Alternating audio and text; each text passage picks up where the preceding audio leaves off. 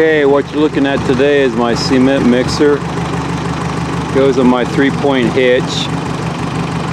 Just going to give you a little demonstration of how it works and what it can do. It's a handy little thing to have. It's not the answer to everybody's work situation, but when you want to do little bits and pieces at a time, works out great.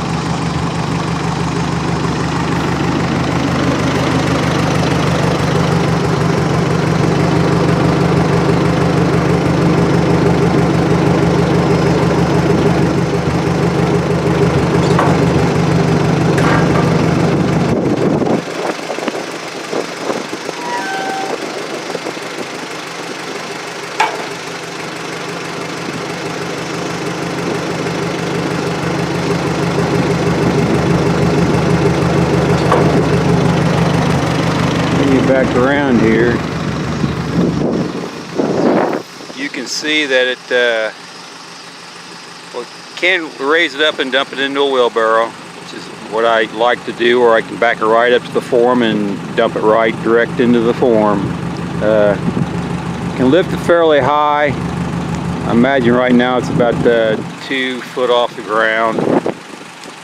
Can't really haven't measured it, but the one thing I want to tell people, especially if they're not familiar with these things, about these tractors and the PTO and things like that. The straighter your PTO is, the better it's going to work and the better performance it's going to give. When you dump this thing, shut the PTO off. If you look at this knuckle here, right here at the end of this shaft, it is just as far as it can go. I mean, this piece here is almost entirely up against the yoke here, and you don't want to bind these up. You're either going to bend your PTO, or you're going to bend the bracket that holds this shaft, or break the shaft, and that's not a good thing. When this is down, you can let it spin. It's going to do just fine. When you're putting it at this much of a degree of bend to it, they're not meant for that. They can't take it. About 20 degrees, 30 degrees, about the max, you're going to really start to get a really bad wobble. It puts a lot of strain on this U-joint, on the yoke, and on the shaft, and on the chain, everything. It puts kind of a lot more than it's expected to bear, and it's not good for it. See my PTO, or my hydraulic cylinder here that dumps it. I got that off Agri Supply. It's called a Grizzly. It's a 2.5 inch by 10 inch stroke, they call it. My mixer pivots right here. Pivots kind of far out on the barrel, and that's why I went ahead and went with the hydraulic cylinder instead of trying to do it by hand. It's probably more than an old guy like me wants to handle. It does use 2 tires to spin it.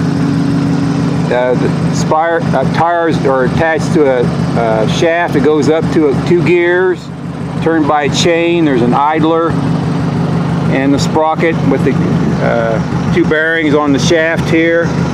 The brackets have slots in them. So if you need to change the bearing or a gear or anything, you loosen this up, slide it over, it loosens your chain, you can take it off. Tighten it back up, you slide it over, tighten it up. That's your adjustment on your chain. There's kind of a good story with this mixer that I don't say I have, but the fellow who had it was basically going to get rid of it just for the scrap price. He didn't want it anymore. Actually belonged to his father. His father had passed away, and he never used it. Here's a good look at it from this direction. He was just going to, get rid of it, and I showed interest in it. Of course, he was interested in keeping it, so. What he wanted to sell it for went up, and I kind of said, well, I'm not interested in that, so I'll just keep on looking, I guess. Well, then he started him hauling around, and the price came down to where I was willing to pay, and end up getting her. She's handy.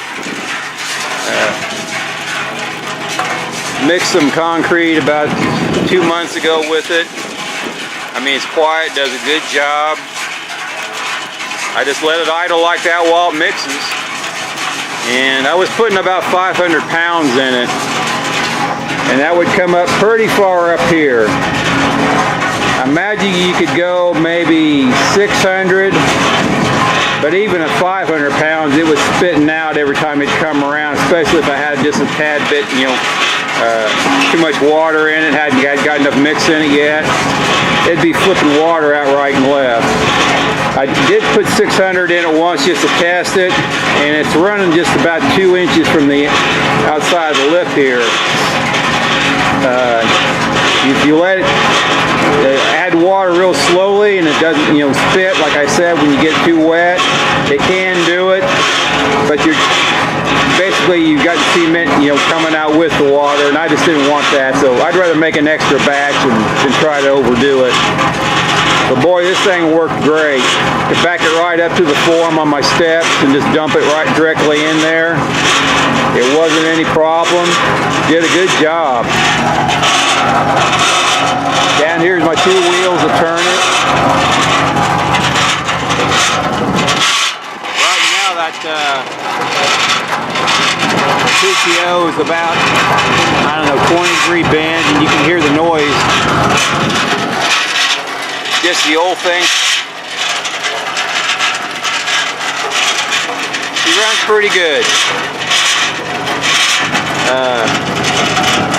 Handy to have, like I said. I was happy with it, glad I got it. For the little jobs I've got to do, it'll do a great job. On my first video, I got cut off. I bought these quick disconnects on my arms from a place called Pat's. I got it from Agri Supply, like about everything else I get. And they are the handiest little things. I couldn't really use a 3-point hitch because my implements have different widths, and that would not have worked out. End up getting this instead. Been very pleased with it. I mean, it works great. If you get it, you'll be glad you did. They're, like I say, they're just extra handy to have. Well, that just about does it for this video. Like I said, this holds about 500 pounds. Cubic yard is, I believe, about 3,200. And I did about 2 yards of mixing with it, as my estimation, and it took me about 12 batches at 500 pounds. So that equals out to about 6,000, a little under. So that's probably about right. I do think when you purchase these, they overestimate what they'll hold. I could shut this off and dump mix in there, and I could probably put 800 pounds and not have it running out. But if you want to mix it, especially if you want to rev it up and have it turning faster, you're going to have mix coming out on the ground on you. And right now I have this sitting so the frame sits pretty much straight, and my third arm is in. I could tilt this back farther so it could hold more, and but that's not really what it's made. It's made for this to be level and this to be at a certain angle so those paddles can flip it and mix it. And I think I'd be dissatisfied if you tilted it back too much, but you can do that, I suppose. This little thing's, I'm estimating, the guy didn't know, his father had bought it used, and it's made by a company called Worksaver. And I imagine it's probably got to be 40 years old, but she still works pretty good.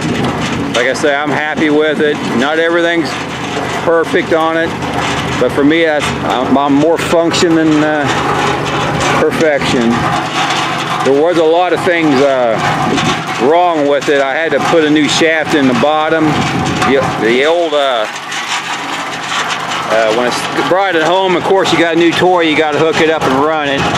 Well, my bottom of my PTO there where the gear is had a terrible wobble to it. And I went ahead and did my steps with that away, thinking it would be all right. I'll just take it apart later on. Fortunately, I got it all the cement done and was cleaning out the mixer, and the PTO just completely fell off and was hitting the ground and spinning. And the shaft between the PTO and the gear down there, sprocket, had been cracked, and it just cracked all the way through finally and broke off. So I had to get a new shaft made, and it wasn't no big deal putting it on there. I went ahead and changed the bearings and everything while I was at it.